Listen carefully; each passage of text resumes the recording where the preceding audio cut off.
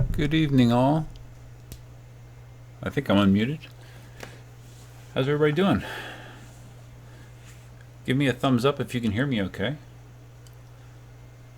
You think I've been doing this long enough that I would know the answer to that, but let's just play it safe and let me know if the audio quality is satisfactory. And Duff here, hello.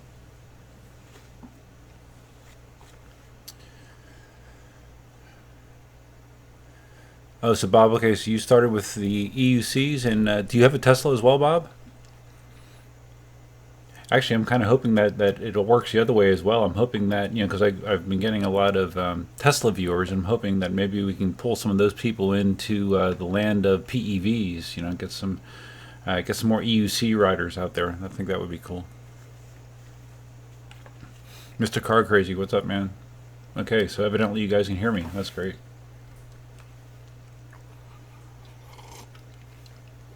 Fantastic. So I hope everyone out there had a good Father's Day. I had a good Father's Day. The weather here in Florida, if you saw the video I uploaded, like the 4-minute video I uploaded today, where Cindy and I had these big plans. We were gonna, we had the KingSong 18L and the Dualtron, and we were going to drive down to Marco Island, and ride the hills in Marco Island. Hi, Sadie. Good. You can lay down. We were going to ride the hills in Marco Island, so I loaded them up in the truck, and it was looking menacing at the house, but it wasn't raining. And I looked at the real-time radar image in our area, and I could see a line of showers over Marco Island, but they were kind of moving this way. So I figured, okay, well, by the time we get down there, it's like a 45 to hour-long drive to get down there. By the time we get down there, those showers will more than likely have pushed through, and we should be fine. So if you saw the video today, that you know that was not the case. It rained the entire time, and by the time we got back to the house, it was raining at the house as well. So that was kind of a washout, so that was disappointing. But I did actually take my M Super out late this afternoon, like between 4 and 5. It finally stopped raining enough that the roads started to dry off. I took the M Super out, my M Super V3. And the reason I did that was I wanted to make sure that the battery is still functioning well, because I plan to sell the wheel, and I'll talk about that more later. But I haven't been riding that wheel much at all, so I wanted to just make sure that it's the battery pack is performing okay. I did a 10-mile ride, and that only has an 820 watt-hour battery in it. So did a 10-mile ride, and at the end of the ride, I still had 60% battery remaining. So that's pretty good. So I feel confident to sell the wheel. So yeah, I will be trying to sell that wheel soon. So Bob, you got your Model 3 just before Thanksgiving. Good. Did you have any problems, like some of the problems that people have experienced? I mean, if you've seen my channel, you've seen some of the problems that I've experienced, and luckily I believe they're all pretty much handled at this point.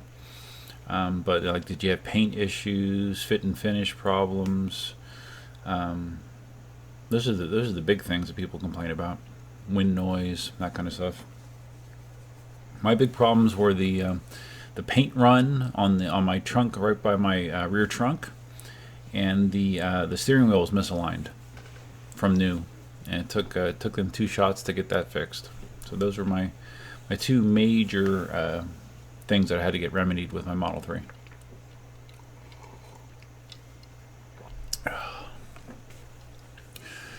Okie dokie. So I'm just looking who we got in here. You'll see this week we are showing one of my video playlists that is nothing but KingSong stuff. So you should be seeing a lot of KingSong video flying by here. You'll notice I have a thumbnail for one of my Tesla videos where I answered some questions. That video did surprisingly well. And of course we have Marty's almost viral video. As far as the EUC community goes, it's a viral video. Of his Nikola short-circuiting, doing his famous overheat hill test. So yeah, we'll talk about that as well. It was just it was ironic up until that point. You know, everything was like, Nikola is God. I love the Nikola, and then all of a sudden it it dies on him. So, but yeah, we'll talk about that more later. But it's been quite interesting to follow for sure. So Bob says, no real issues. The charging door was a bit slow to close. They replaced it and it worked perfectly. Oh, okay. I've never heard of that issue. But that's good. So is your service center close to you, Bob? That's really been my biggest issue, is it's not that convenient for me to get work done on the Model 3 if I need it, because the closest service center is on the other side of the state. It's about a 100-mile ride or something like that. So, and I have dealt with the remote techs over here in Naples a couple times, and they've been okay. But obviously, it'd be a better situation if I had a service center nearby to handle issues, and I do not. They have a sales. I guess what they call a sales center. I don't know. They sell them over here, but they do not fix them over here. They do not have a service center. So okay, let's see what we got going on here. I don't have tons of notes. I guess since we know Bob is a Tesla guy, let me start with some of my Tesla stuff I have on here. Go ahead. There was a new video by the All Electric channel. He is a Tesla owner, and he's one of the early adopters. So he has had enhanced summon for a while, and he's done a few videos about it. And I guess they got a slightly newer version of it, and he was doing some more tests. And I thought it was kind of interesting. Let's see if we can get this up here. Let's stop that. A lot of different tests, so make sure you watch the video in its entirety. If you haven't seen my other enhanced summon videos, click the... Okay, I'm going to kill the sound on that. But yeah, as you can see, there's nobody in the vehicle. Let's move up a little bit. And I would characterize his test as having mixed results. It sort of worked. In some situations, it didn't completely. Like I believe right there, was it trying to back out or park itself? He tried to send it to go park itself, and he tried to send it to pick him up. And like I said, a couple times it seemed to work okay. A couple times it was kind of flaky. And that's kind of been my experience with the regular summon as well. Okay, so he's trying to get it to park in that spot. And I think that's how it parked right there, yeah. It parked like a lot of BMW drivers do.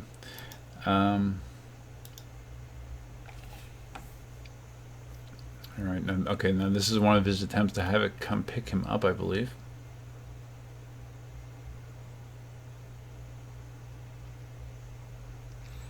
I didn't realize, but because he talked about it in this video, that Elon actually had said that enhanced summon, I think he said it back in, is it March or April, that it was going to be pushed to the masses soon, very soon.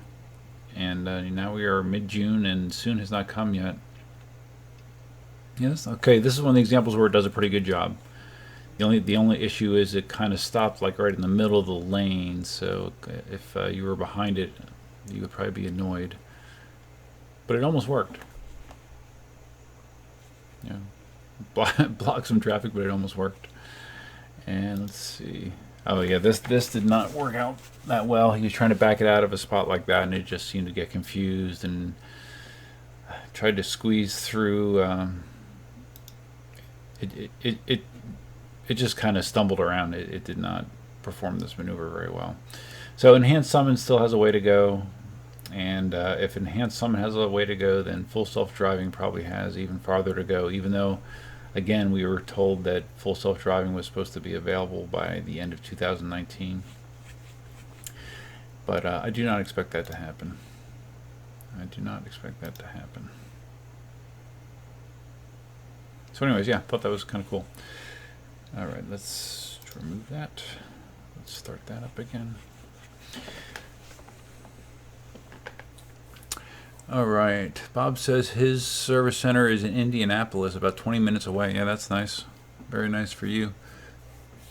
Nice for you. My situation isn't so nice, but it's fine. As long as the car doesn't break, I'm good to go. Clay is here. Hey, man. Did you go out and kite surf in the rain today? I was going to try to ride today, and it got washed out. You just sent me a picture test. Are you doing experimental? Clay's doing some experimental concave foot pad inserts. Experimental as in you made them yourself? I see your name on them. Those almost look 3D printed, Clay. Interesting. Yeah, I've been doing ever since you brought that up to me about the concave pads. I've been doing more reading. We're talking about the one wheel, by the way.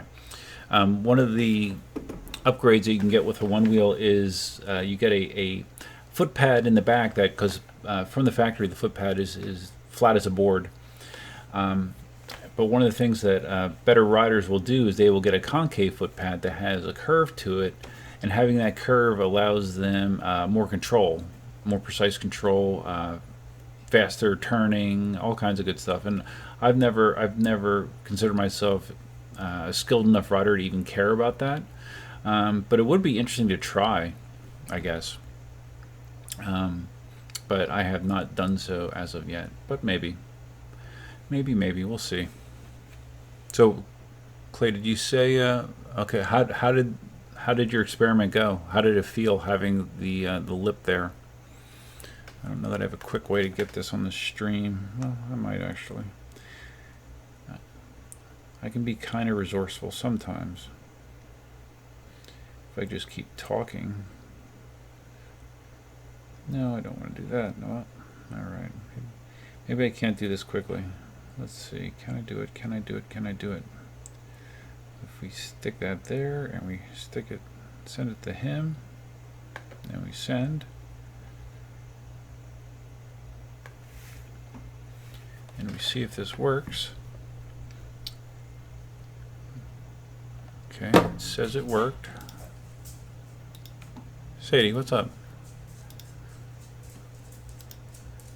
Okay, we're going to share with the stream Clay's experimental concave foot pad for his one wheel plus. So if we do that, and here it is. Okay, here we go. That didn't take too long, right? And I see your Ego battery set up there, Clay. So did you say that was 3D printed? Okay, so he did print them with PTU. PTU, what is it? What is P? I haven't heard of PTU, Clay. Is it PLA? Is it TPU maybe? Tom Paul umbrella? Like flexible? Is it like rubber-like? It has some give to it? I can't really tell.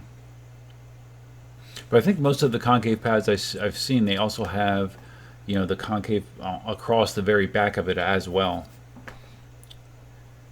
So, yeah. It's kind of cool. You just have it stuck down there, it looks like, huh? Super cool. All right, let's remove that. Okay.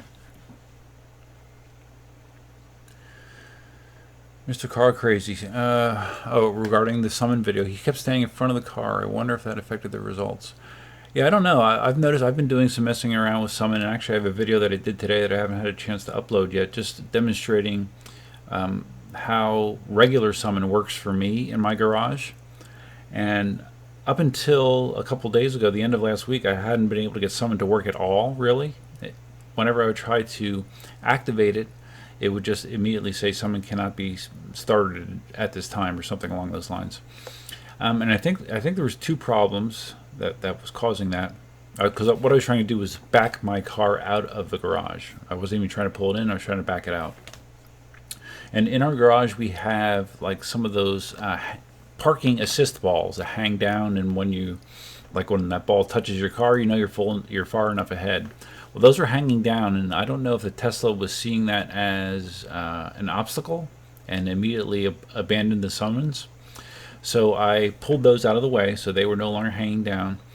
And the other thing I did was in the app, or no, in your car actually, there's two ways that you can have it, have the summon motion controlled. You can either press it once to start going forward or backwards, and then press it again to stop it, or you can do a hard press where you hold it down, whatever direction you want to go, and when you release it, then the car will stop. I was doing it the former way, where you just press it to start it and then press it again to finish it. And it seems like for whatever reason I get better results switching it around where you're holding it down.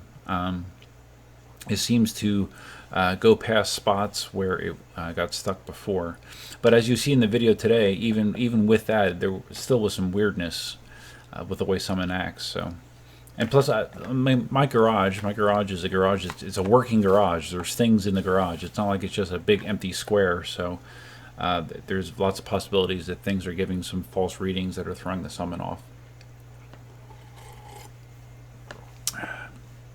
Clay says the wind was in the wrong direction to kite surf. Oh, well, sorry to hear that. I didn't know that it really mattered. Well, I guess it would. I guess if the wind is coming on shore, that would not be good, right? Yeah, I guess that makes sense.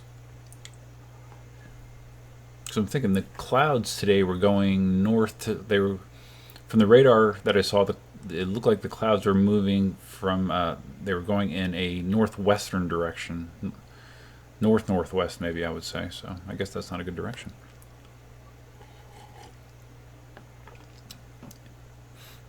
Okay, your concave pads are TPU. Okay, thank you for confirming that. That makes sense.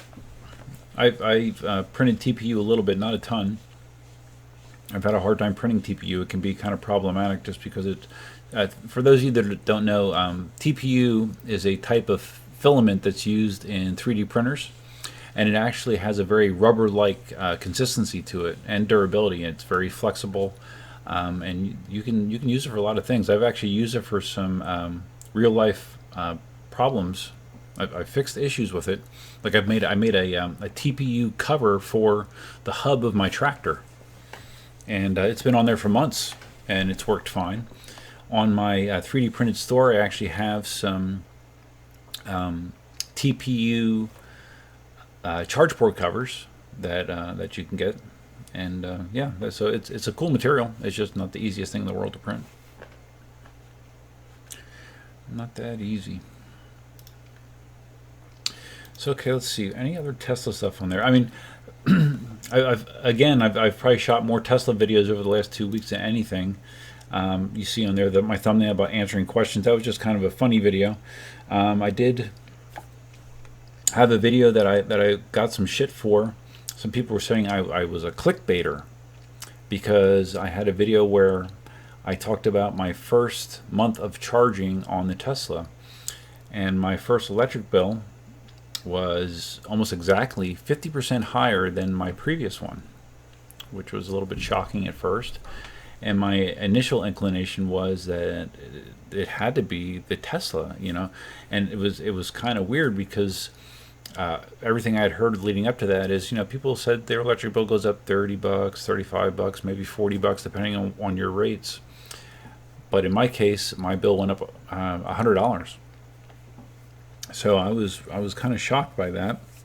The next day, after I got the bill, I logged into my Teslafy account, which I've talked about before. It's a service you can sign up for that gives you all kinds of statistics on your car. And I was able to punch in the time frame that I was looking at, and it was able to calculate once I put in what my cost per kilowatt hour is, that my real charging cost for the Tesla was about $28. So that was a relief. The other money on the or the additional expense I think has to do with Katie's been home with the baby for a month, and so the AC is running more than it normally would, because I have a programmable thermostat, and usually, Cindy and I are home, or I'm sorry, we're away during the day working, so the thermostat was set to bring the house temperature up several degrees, and then it comes back down once we come home, like I think 6 o'clock or something like that. So it was lower than normal during the day, and I think that was the primary cause of that additional bill, or the additional cost in that bill, because AC in Florida is super expensive, and just a couple degrees can make a huge difference on your bill. Like they recommend on your electric bill, it says right on there, set your thermostat to 78 degrees. I remember hearing at one point, reading somewhere, like how much each degree lower costs, but it's surprising. It makes a big difference. I mean, I hear about some of these crazy people that like to set their thermostat to 68 degrees. Their electric bill must be like $500. Insane.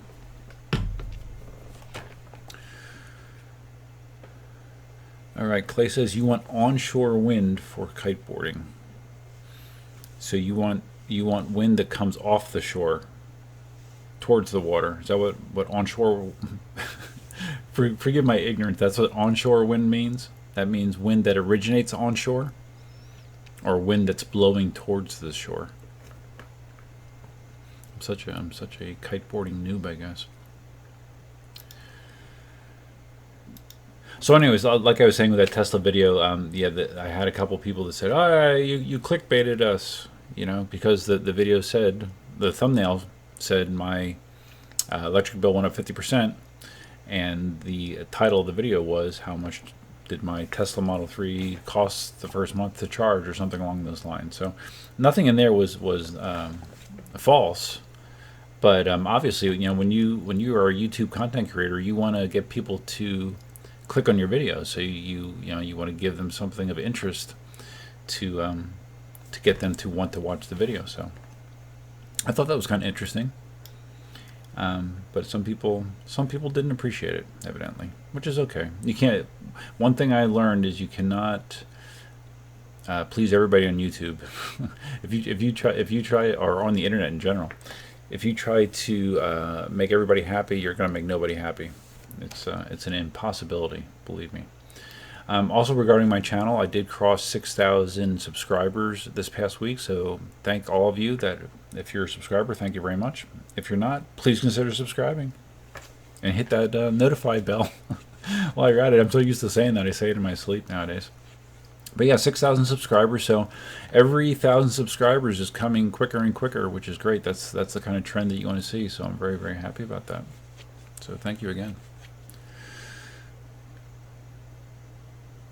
Okay, Clay clarified for me, onshore wind means it's wind coming from the ocean blowing onshore. Okay, so that's the best kind of wind.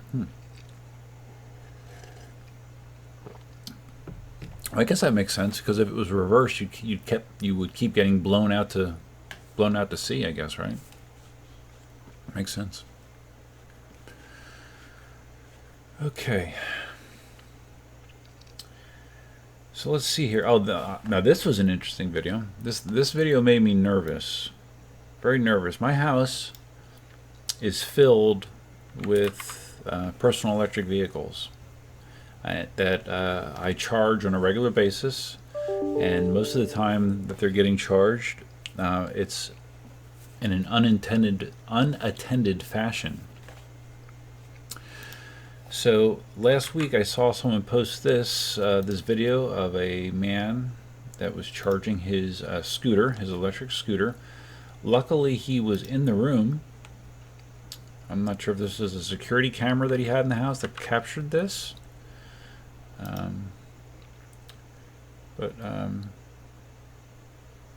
see, can we play this without logging in, I hope? Yes, good. Watch this. Scooter's on the right. You can see the smoke coming out of it. He runs over, he unplugs it. Look at that. Look at that.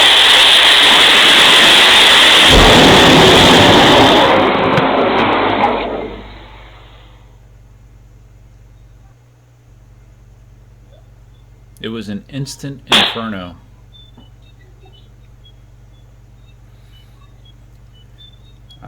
Yeah, if you are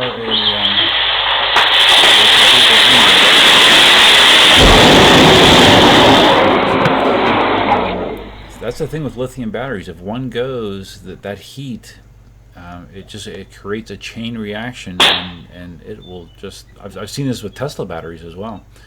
It's it's it's crazy.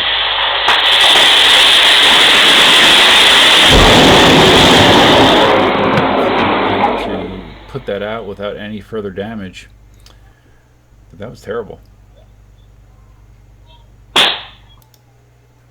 Really, really scary stuff. So. I've seen various electric vehicles go up in flames, but I think that might have been the most dramatic that I've seen. Because the scooters generally have pretty big battery packs. They have much bigger batteries than the hoverboards. There was that rash of hoverboards that were catching on fire, but those have much smaller batteries than a scooter. There's a lot of potential energy in a battery pack this size, and imagine if he wasn't home. If he wasn't home, place would definitely burn down, I would think. So I don't really know what the answer is. It's not like you can sit there and you can watch your electric vehicles around the clock while they're charging. Maybe the only answer is that they're charged in a spot that is fire resistant. I don't know, where is that spot? In the middle of a garage? I don't really know. I have mine. I have all mine in a spare bedroom, so I don't really have any great advice of what to say about what to do in that situation. But that's I don't know. That really made me think. Made me think.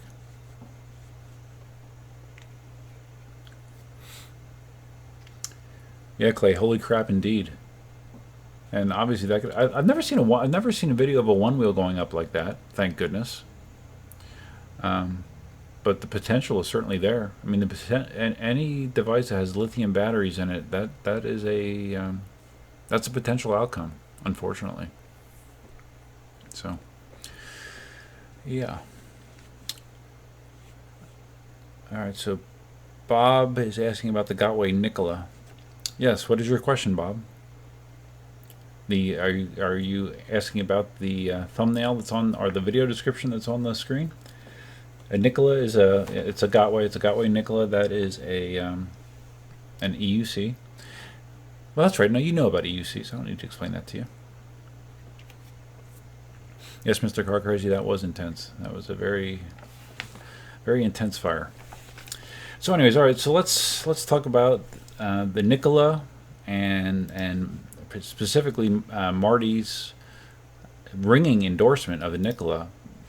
He took it with him on a trip to New Mexico, I guess, where he climbed. I think he said like a total of over 5,000 feet of elevation on the Nikola, and he was singing the praises of the wheel.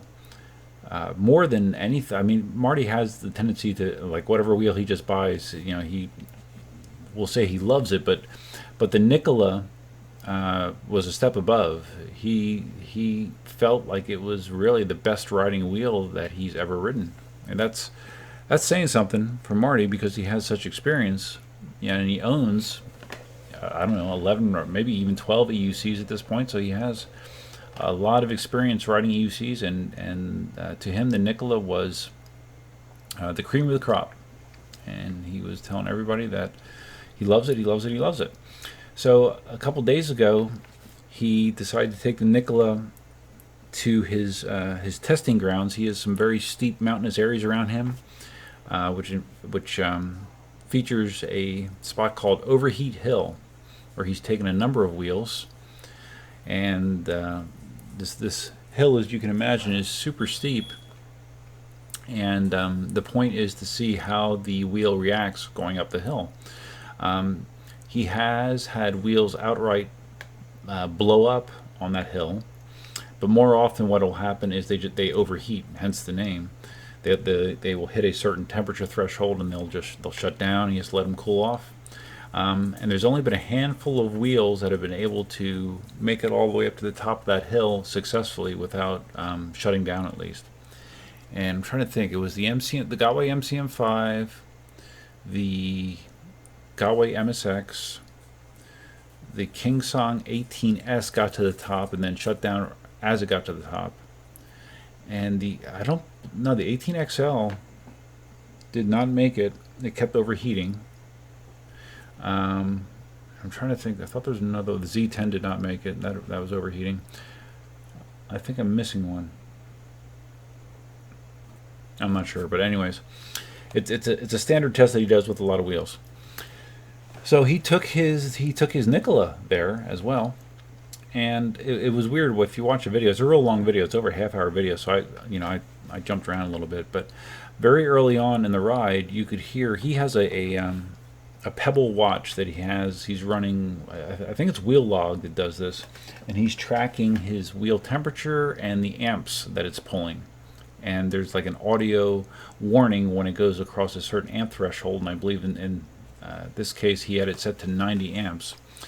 And very early on in the ride, you could hear that warning beep going off quite a bit, even on the areas that were not super steep. So, but the wheel was still performing fine, and he kept checking the temperature on it, and the temperature was not anything significant at all. It was well within ranges. It was running cool, really. But then he hit overheat hill, and it was beeping a lot. It was, the amp warning was going off a lot. He was still checking the temperature. The temperature still was not bad.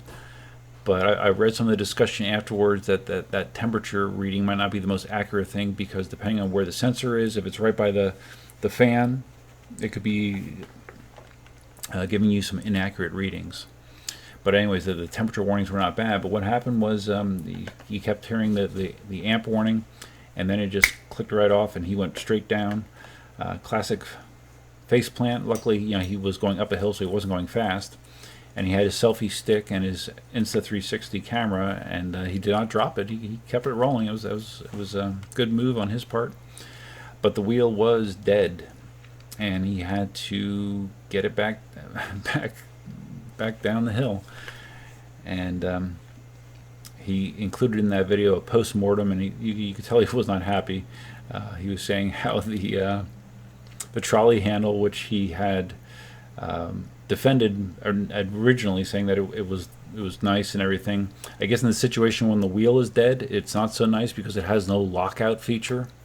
It's just spring loaded, I guess. So there is no détente at the top to lock it in place. So it was pretty much worthless when he was trying to roll a dead wheel down the hill. And then he ripped it apart. He opened up the side of it on the Nikola. Instead of being on the side of the wheel, the system board is on the top, similar to like it is in a KingSong, and MCM5 I believe is like that as well. MCM4 is too. And he pulled the board out, and lo and behold, well, there's two things that he found. Evidently, the MOSFETs that are used in the regular Nikola are the less beefy ones. It's a MOSFET that's used in a lot of Tesla wheels, older wheels, but they had moved to much larger MOSFETs with the MSX, which was pretty much well received across the community. Everybody was thrilled that Gotway was spending the money to put nice, big, beefy, safer MOSFETs in there. But for some reason with the Nikola, they decided to step back to the smaller MOSFETs. So that was disappointing. 3 of his MOSFETs look like they more or less incinerated. Like the legs in the MOSFETs were pretty much vaporized. But then after further review and some discussion on the forums, it looks like part of the problem may have been shoddy workmanship on Gotway's part. The way those MOSFETs work is there is like a thermal pad that is put across the metal parts of the MOSFET that helps dissipate heat. And it looks like, and it's an adhesive pad, and it looks like on part of the pad, the plastic covering, like protective covering that is on there before you actually install it, some of it was not removed. So instead of having the heat dissipating substance against those MOSFETs, it was just plastic. So it makes sense that those MOSFETs were not able to cool down the way that they should. So that probably was ultimately the cause of those MOSFETs melting. So, I mean, of course, it makes Gotway look bad in two ways. First of all, they have to explain why they thought it was a good decision to go back to a smaller MOSFET. Usually once you step up your quality of your components, you don't go backwards, but they've decided to do that with the Nikola. And then, of course, you have the workmanship issue, quality control issue, which has been something that goes on with Gotway forever. As long as I can remember, there's been issues with Gotway quality control. So that is something that generally has been perceived to be better over the last year or two, that they've been making strides in correcting those problems. But then you have something like this that comes up, and it just opens up that can of worms again, and it just makes people leery of Gotway's ability to really focus on attention to detail and safety and quality control. And from what I've read from Marty, although he was very disappointed, like initially when he fell and stuff, and he realized that it burned up, he was really kind of pissed off at Gotway. It looks like he's kind of softened his stance since then, saying that the Nikola still is the best riding wheel that he's had, but he wouldn't recommend, obviously, putting it in situations like he did, really severe mountain climbing and that kind of stuff. So I'm not sure if he's going to just try to replace it with the same board, or if he's going to try to get an upgraded board. I'm not really sure what his plan is there. Let me just slow down here and take a look at the comments. Bob, Bob says you just ordered from eWheels. Oh, you just ordered a Nikola from eWheels? Okay. Well, you'll like it. It's cool. It's a cool wheel, and as long as you're not looking to subject it to very severe high load conditions, you should be fine. This is the first failure that I've heard of on the Nikola. Generally, the information that I've seen and the reviews I've seen have been mostly positive about it, and it's a cool looking wheel for sure. So Bob asks, when Marty said the MOSFETs were too small, what does that mean?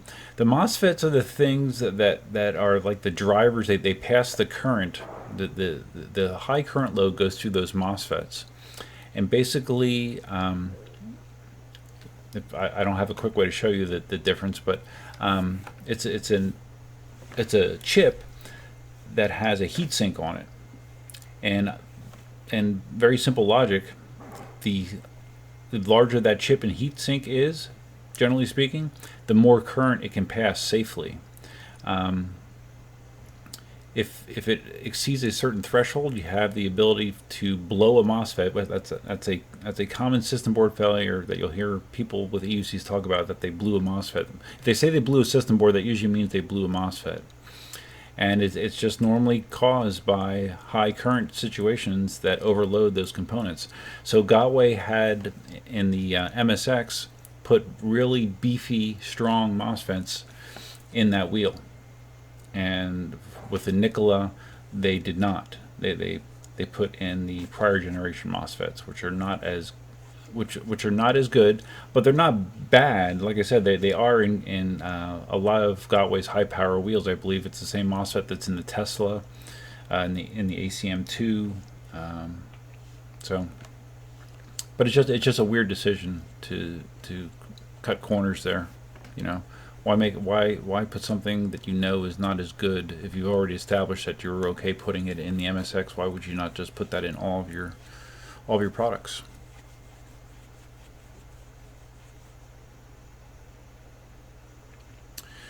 Oh, Mr. Car Crazy jumped in with an explanation as well. Yeah. And Cindy, Fit Farm Chick, says the chickens are good. Good. She had to go put the chickens to bed for me. PM 2007. How great is the one wheel? I'm thinking of buying one. Well, if Clay is here still, he can chime in. One wheel's pretty great. It's probably the most fun to ride personal electric vehicle that I own. EUCs are fun as well, and EUCs have a lot of advantages over a one wheel. Speed, range, bigger tire gives them the ability to handle more varied terrain. But as far as enjoyment riding, the one wheel is my most fun electric vehicle to ride. And I'm looking very much forward to the Pint, the one wheel Pint. My latest ship date, it got moved from May 27th to to July 4th, and now it's slipped another day to July 5th. So if I'm lucky, I'll have the Pint by mid-July. I know that Future Motion's getting a lot of shit about these delays. And it's kind of annoying as a customer that, because we already paid for them. So, you're letting this company basically hold your money all this time while they decide to get the product out. But I'm really looking forward to getting the Pint. I think it'll be a really fun riding experience.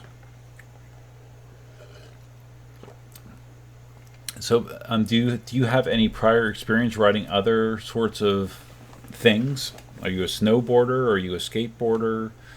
I'm curious, because I think learning to ride a one wheel is definitely easier than learning to ride an EUC, based on my experience. And if you have prior board sport experience, I think it would be exponentially easier for you as well.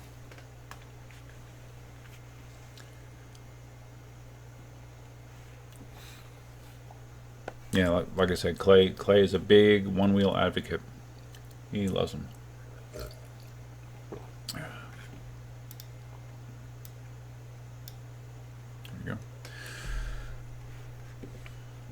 Okay, so let's see. Is there anything else to say about Marty's stress test? I don't know.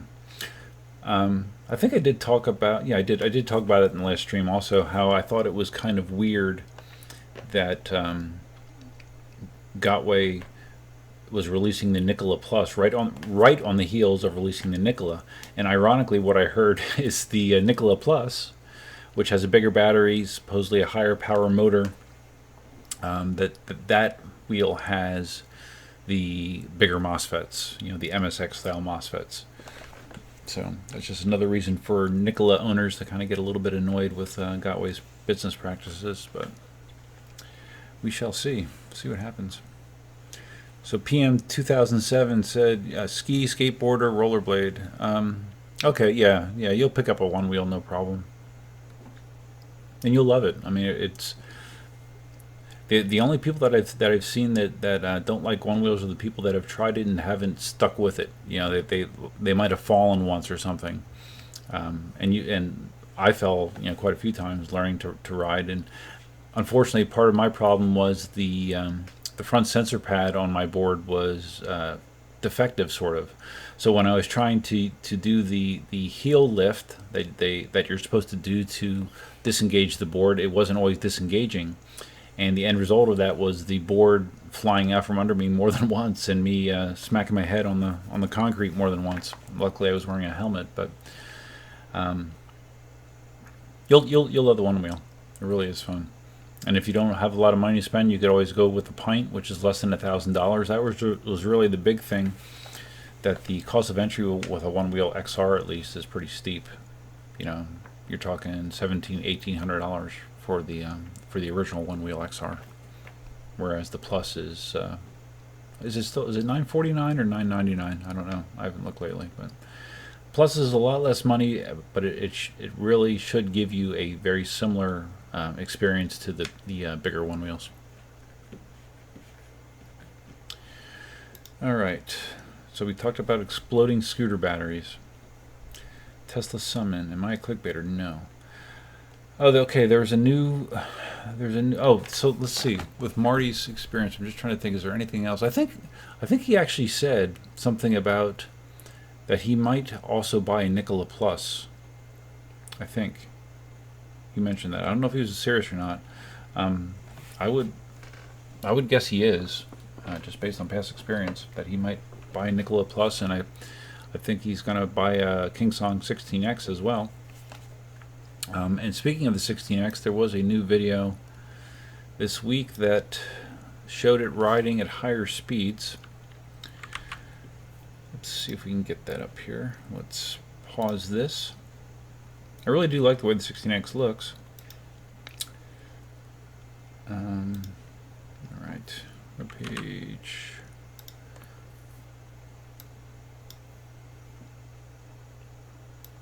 This was posted by Vicky Huang. She's a KingSong employee. So this shows the guy rolling at 47, 48.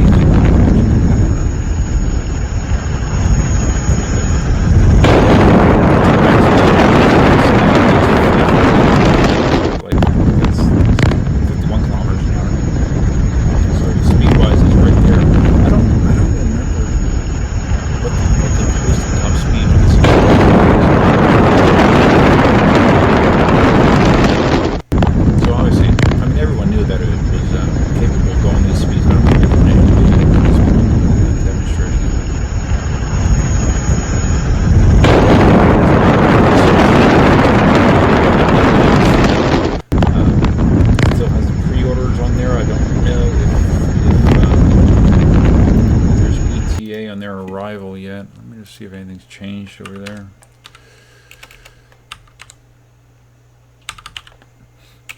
It seems like anytime I try to when I try to get a hold of Jason, he's just always swamped with business. It seems like business is definitely good, because it's not that easy to get a hold of him, at least not for me. So what we got here? Okay, yeah, it's still pre-orders. He has Nicolas in stock. Well, he has Nicolas on the site. Are they actually in stock? I'd be surprised if they're in stock. It almost looks like he does have a Nicolas in stock. Oh, wow. Okay, surprising. But not the Nikola Plus. Doesn't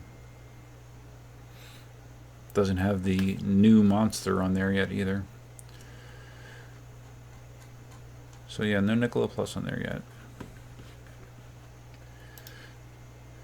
And the Nikola Plus is kind of an interesting wheel. The thing that interests me about the Nikola Plus is the supposed 3,000 watt motor, which I have read is questionable. You know, the way that they're coming up with that figure, if it is truly a 3,000 watt motor.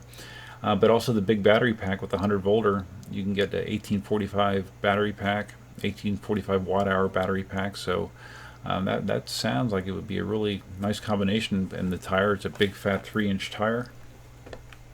So, and be honest, I think that Marty's heaping of praise on the Nikola really is going to, what Marty says really influences people, because like I said, he has so many wheels and so much experience riding. So when Marty says that something is really, really good, people pay attention. So I think that there's going to be a lot of interest in the Nikola as a result of his heaping praise. Even with the cutout, I think that might hurt a little bit, you know, that the board popped, but I still think that he did a lot more good than harm for Gotway Nikola sales going forward. And it definitely it made me think more about the wheel as well, to be honest, because he just was so enthusiastic about it. All right, let me hop back over here. Clay says, all but one person that I've seen try to ride the one wheel did good. So the person that did not do good, what happened to him? Wiped out?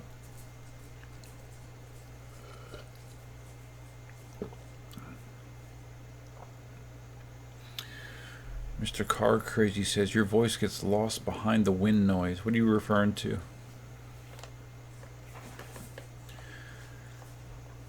Sometimes in some of the videos, if you're talking about my PEV videos, like when I'm riding EUCs and stuff, it can sometimes. But usually with that windscreen I have on the GoPro 7, the sound is pretty good. But there can be certain angles and situations where it does, the wind noise does affect it more. I just hate to, you know, multiple times I've considered buying like a more expensive point and shoot, you know, that has a real microphone attached to it, but then you have all this other shit that has to come with it, and it's just, I just prefer the convenience of, you know, of just being able to carry this little thing with me. Well, this is actually my older GoPro 3, but the 7's the same form factor. And ironically, my GoPro 3, this windscreen and the design of the GoPro 3 is actually better for audio than the GoPro 7 because of the way that the 7 is designed. If you look at the windscreen on the GoPro 3, it's totally enclosed. The only opening is here, and you have this nice little tight fitting around the lens. With the GoPro 7, because it has the screen in the back and there's buttons on the side. Oh, it's talking to me right now. What's the matter? Insert SD card.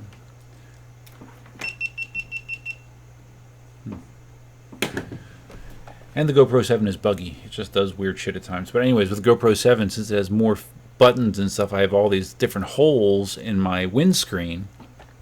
So when I had the 7 in here, I literally plugged this hole in the side with my finger to make sure that no wind comes in that side. So it is a little bit frustrating with the 7, but I do like the stabilization and the video quality overall on the 7 as opposed to the 3. So that's why I put up with it.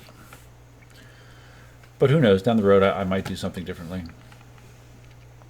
But for now, that's what I got.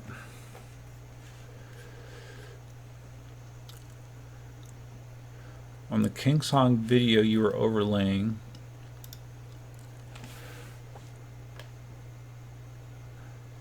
okay, on the KingSong. Oh, I'm sorry. I didn't realize that the audio was up on that. Yeah, if I'm not paying attention to the audio level, if I'm playing something, you cannot hear me. I'm sorry. I thought you were talking about something else. I went off on a totally incorrect tangent there. Sorry about that. Yeah, that's why normally when I have a video playing, I either have the video volume super low or muted altogether. Showing 43 kilometers per hour. So Clay, the one person that you let try it rode straight into a wall and broke his collarbone? Oh my god, dude. You didn't show them the hop off technique? when things start when shit starts to hit the fan, just jump off the one wheel and it'll shut off, in theory. Wow. Okay. So like I mentioned at the beginning of the stream, my my M Super, I am going to be trying to sell my Gotway M Super, and I am still trying to sell my Ultron Ultra, or I'm sorry, my Ultron T11. I was corrected about that a while ago. And let me just, let's see, do I have a picture of my good old M Super? My M Super was my second wheel that I ever owned. I got that after my Ninebot 1 E Plus, and when I bought this wheel from Speedy Feet, and man, when I got it, it was like the difference between this and the Ninebot 1 was night and day. You know, this can go in the low to mid 20s, and the top speed on the Ninebot was 13, 14. The range, it had a battery that was more than double the size of the Ninebot, so I could actually ride it. This was the first wheel that I did the Dunkin' Donuts ride on successfully. I have a very long history with this wheel, and here it is. This was I just took this today after my my 10-mile test ride. You can still see I have a Speedy Feet sticker on there. I'm trying to remember the mileage on it. It doesn't have. For being, I don't know, is it 3 years old now? Between 2.5 and 3, I would say. It has 1,500 kilometers on it. So let's do a quick conversion here.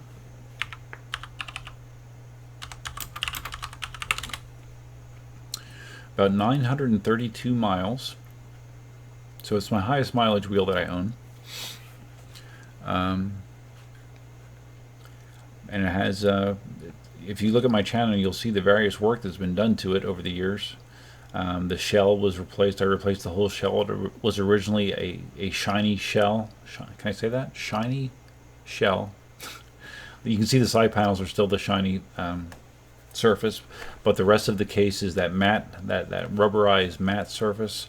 Because when I use this wheel, this is what I learned to ride backwards on, and the case got beat to shit from me falling a lot trying to learn to ride backwards, so I replaced the case. But other than that, there really hasn't been any major issues. I think I had to replace the tube once. I've slimed the tire, but it's been very, very reliable. And it's an 18-inch wheel, so it handles rough terrain well. Although I don't typically beat my wheels. I don't ride them in a lot of real dirty and adverse conditions. I remember the last time I did work on the M Super, I opened it up, and it's pretty crazy how clean it is inside compared to some wheels that I've seen. It really is in pretty good shape overall. But anyways, yeah, I am trying to sell that. I'm going to probably list it for, I don't know, maybe $500, $450. I don't know. Split the cost of shipping, something like that. I'm not quite sure. It's an 820 watt hour wheel, so you can get, if I did 10 miles, 60% battery left, you can probably get between low 20s to maybe mid to upper 20s, depending on the riding conditions, depending on the rider, depending on the rider weight, depending on the wind. So, but it's been a very good wheel for me over the years. But I'm looking to sell it to make room for something new, and that something new is not the pint. The pint is already, everybody knows about the pint, but I am considering something else. So I need to make some room, and I'll even throw in a free 3D printed EUC stand if you're interested in the wheel.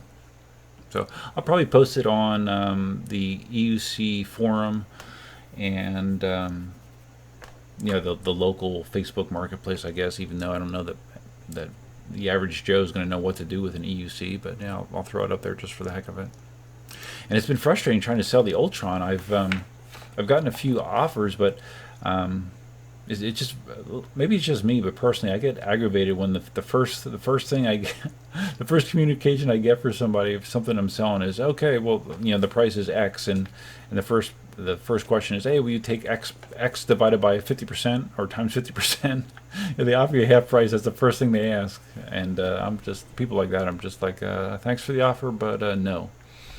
And I had a few people that asked a little bit more about the scooter, but I have not had anyone physically come here yet to look at it. So, but if I could sell that and sell the M Super, it would make my my prospective purchase a lot less painful.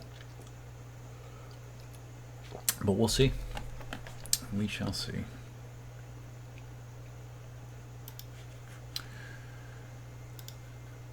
All right. So Clay again talking about the person crashing into the wall. No, it was not my wheel. It was a guy that sells them in Estero. I don't let people ride mine. Yeah, I've seen people in videos. They just like random people say, "Hey, can I try your one wheel?" Or EUCs even, and some people will let them do that, and I absolutely would not. Too dangerous, man. It's just too dangerous. I would not let anyone. I mean, I'd let someone try to ride one of the scooters. I guess the scooters are, riding a scooter doesn't take a lot of coordination. But any of my one wheel devices, I don't think I would let just anybody hop on there and give it a go. I would be too concerned. So okay, guys, those are my notes. That is all I have in there for notes. If there's anything else that you would like to talk about, let's talk about it now.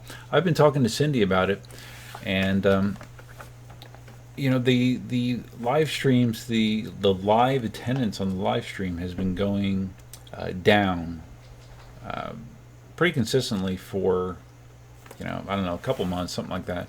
So I'm not sure if it's me, if it's the content, if it's just people are doing other stuff. The time is not necessarily the best for everybody. This time slot was actually something that we came up with when Marty was doing the live stream with me, because this worked for him as far as time wise, because he's West Coast. So and I never bothered to change the time slot once he stopped doing it. So I don't know. I'm not sure if I need to maybe look at doing it at a different time of week. But yeah, I'm looking to mix things up. So if anyone has any ideas, you can leave it in the feedback below. You can send me an email. You can post it in the live chat right now. Whatever.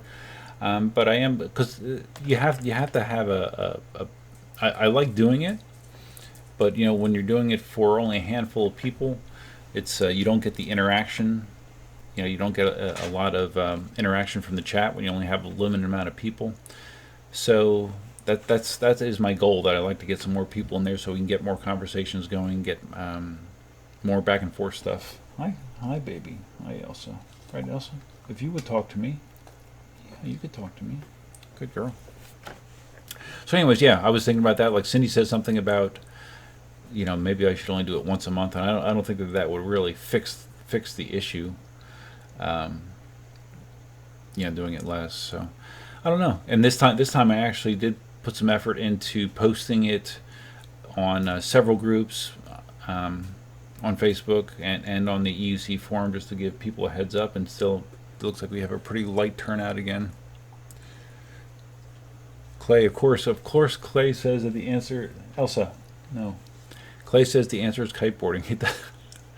It doesn't matter what the question is. Clay has the answer, and the answer is kiteboarding. You got depression. The answer is kiteboarding. You have erectile dysfunction. Kiteboarding. If you want to lose weight, kiteboarding. If you wanna meet women, kiteboarding. I hear you, Clay. I don't know that there's any kiteboarding live streams out there. There might be. There might. Oh, Mr. Car Crazy wants to try kiteboarding. Yeah, Cindy says that she does as well. I have no interest in it whatsoever, despite Clay trying to convince me otherwise. But yeah, I know Clay is an avid kiteboarder. So, okay. All right, guys. Well, I think I'm going to, this is going to probably be my shortest stream ever, unless anyone has anything else that they want to throw out there to me. I can actually get back to uploading. I have 2 videos in the can that are ready to get uploaded, and I didn't do it before the stream, so I can do that. I guess get it up there. And those of you that like to listen to podcasts, I always create a podcast out of these live streams. Usually it's up the following day, and if you're on iTunes, Spotify, Google Play, you can just search for Dust PEV live stream there, and you can listen to it as a podcast. I listen to most of the episodes. I listen to them back because I like to listen to how dumb I sound at times, and just kind of to self-grade myself. And it translates pretty well into a podcast.